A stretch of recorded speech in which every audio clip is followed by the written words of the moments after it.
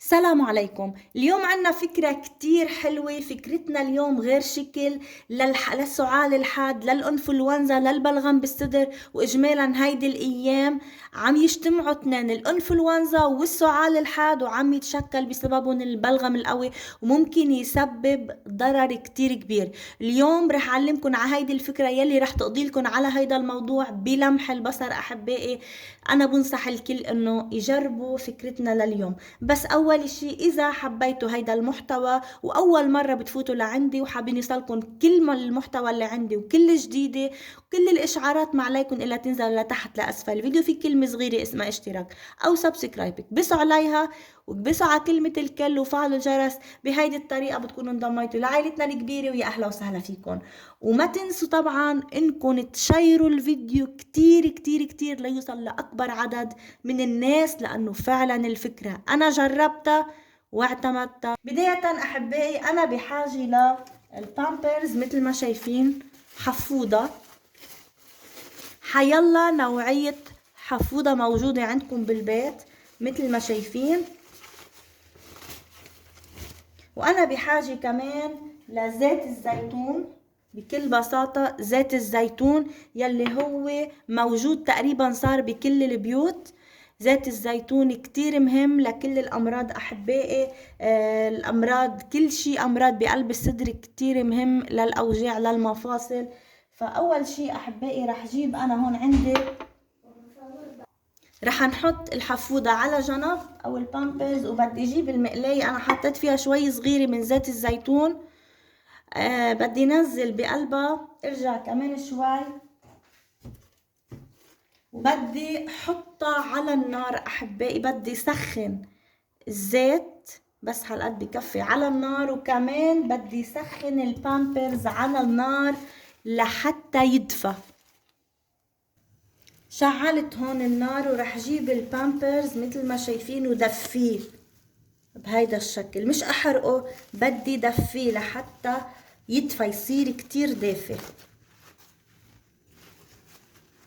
بهيدا الشكل هو بسرعة بيدفى.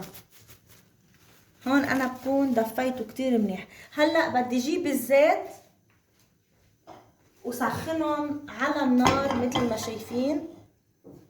ضروري طبعا انه الزيت يتسخن. وعندي هون البامبرز صار كمان او الحفوضة سخن. هلا بشوفوا شو رح اعمل بهيدي الفكرة بانتظار انه الزيت يسخن كتير منيح. فكرتنا ولا اروع من هيك احبائي، لكل حدا عم بيعاني من هيدا الموضوع الكتير اللي كل الناس عم بتعاني منه هلا، الانفلونزا. وبتعرفوا هلا لما بدنا نروح عند الدكتور بيطلب مبلغ كتير كبير فحصية، وكيف كمان حق الدواء. فيعني حدا بس بده يروح هلا بهيدا الوقت عند اي دكتور بده يحكى الهم الفحصية ويحكى الهم الدواء. فما عليكم الا تعالجوا اولادكم وتعالجوا نفسكم بالبيت. هون سخن عندي الزيت، حطفيه مثل ما شايفين. وهلا مباشرة رح شيل الزيت ورح حطهم بقلب البامبرز. جبت الزيت مثل ما شايفين ورح نزلهم مباشرة بقلب البامبرز هيدا الشكل.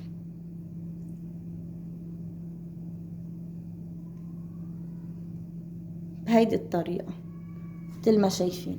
بعد ما نزلتهم بهيدي الطريقة عملهم بهيدا الشكل.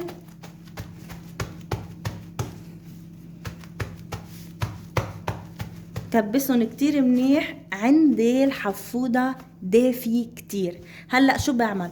رح جيب بنتي يلي هي كتير تعبانة وصدرها كتير تعبان، صدرها عم بخر، عم تسعل بشكل كتير كبير. إلي تقريبا شي 3 أيام عم بعمل هيدي الطريقة. تحسنت تقريبا 50%، صار عندها تحسن. بعملها هيدي الطريقة وكتير مهمة. أنا بنصحكم إنكم تعملوها.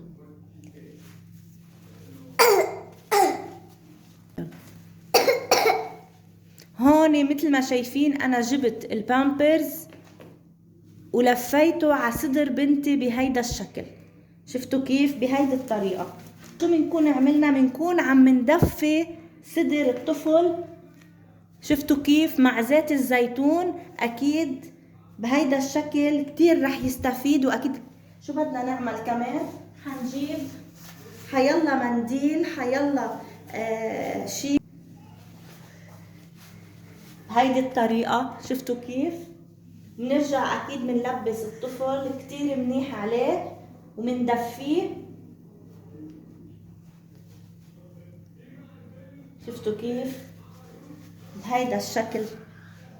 فكرة كتير كتير مهمة أحبائي، لحتى صدر الطفل إذا كان في أي بلغم من جوا سعال حاد ساعتها بيتلاشى شوي شوي. ما فهمت. فمثل ما شفتوا أحبائي فكرتنا اليوم إن شاء الله تكون عجبتكم. بتمنى إنه الكل يجربها. مثل ما شايفين في بلغم بصدرها، بس إن شاء الله بهيدي الطريقة بتقدروا الكل يستفيد منها. وطبعا كل الأطفال تستفيد منها. مثل ما شفتوا زيت الزيتون موجود بكل بيت، والحفودات تقريبا كلياتنا عنا أطفال صغار بالبيت. فبتمنى طبعا هيدي الفكرة انكم تجربوها وتطبقوها. واكيد بعد ما نعمل هيدي الطريقة بينام الولد لتاني يوم، بضل بنفس مثل ما شايفين هيك لتاني نهار.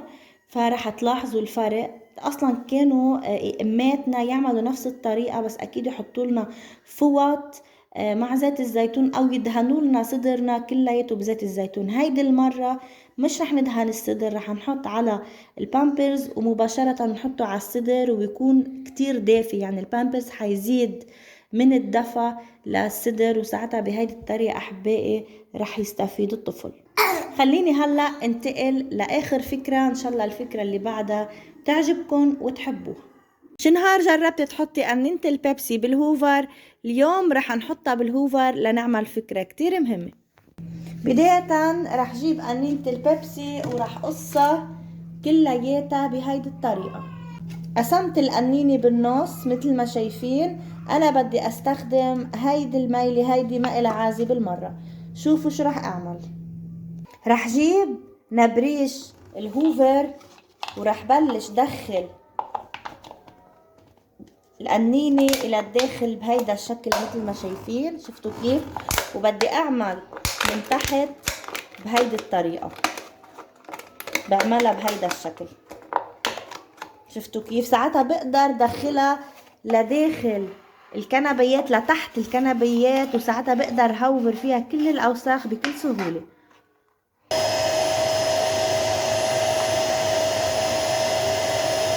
الفكرة الأخيرة أحبائي هي فكرة الملائط. إذا قاعدين أنتم بطوابق عالية وعم بتنشروا بيقعوا الملائط على الطريق، بينزلوا الجيران بيعلقوا ببعض، وأكيد صايرة كتير. فهي الجارة بتقول هيدول الملائط لإلي، وهيدي الجارة بتقول هيدول الملائط لإلي، وبيشبكوا الموضوع كله ببعضه. فما عليكم إلا تعملوا هيدي الطريقة. بتجيبوا الملائط أو المشابك وبتبدلوهم، يعني بتصيروا بتبدلوا الألوان. بهيدي الطريقة رح تعرفي إنه هيدول ملائطك. فكرة كتير مهمة أحبائي، أنا بنصح الكل إنهم يجربوها بالسهرة. بتعملوا هيدي الطريقة، بتفكوهم بهيدا الشكل وبتشبكوا لون مع لون تاني. بهيدا الشكل رح تميزي ملائطك عن ملائط جارتك.